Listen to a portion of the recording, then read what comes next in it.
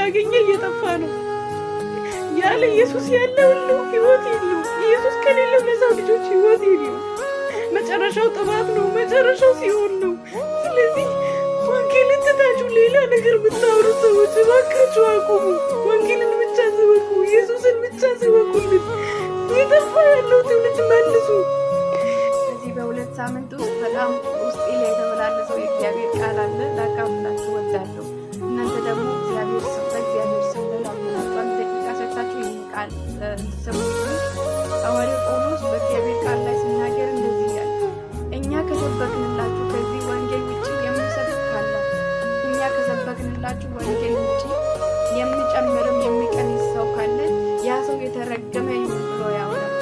አይደለም የሰው ልጆች መላእክትም ቢሆን የሚጨምሩ ከሆኑ የተረገሙ ብሎ አውርቷል።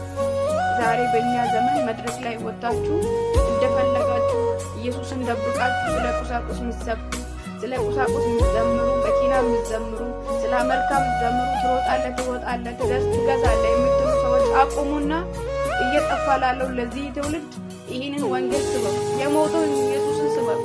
የተሰቀለውን ኢየሱስን ስበኩ።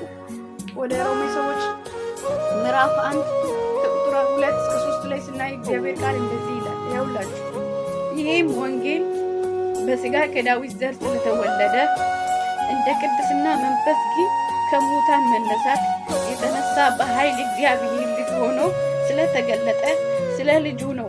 እርሱም ጌታችን ኢየሱስ ክርስቶስ ነው ብሎ ያወራል። እባካችሁ እየጠፋ ያለው ትውልድ የተሰቀለውን ክርስቶስን ስበኩ። የሞተውን ክርስቶስን ስበኩ። ከዚህ ወንጌል ውጭ አታውሩ። ከዚህ ወንጌል ከተሰቀለው ከኢየሱስ ውጭ አታውሩ። ገንዘብ ያገኘ እየጠፋ ነው። ሀብት ያገኘ እየጠፋ ነው።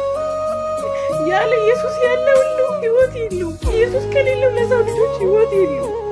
መጨረሻው ጥፋት ነው። መጨረሻው ሲኦል ነው። ስለዚህ ወንጌልን ትታችሁ ሌላ ነገር ብታወሩ ሰዎች እባካችሁ አቁሙ። ወንጌልን ብቻ ስበኩ። ኢየሱስን ብቻ ስበኩልን።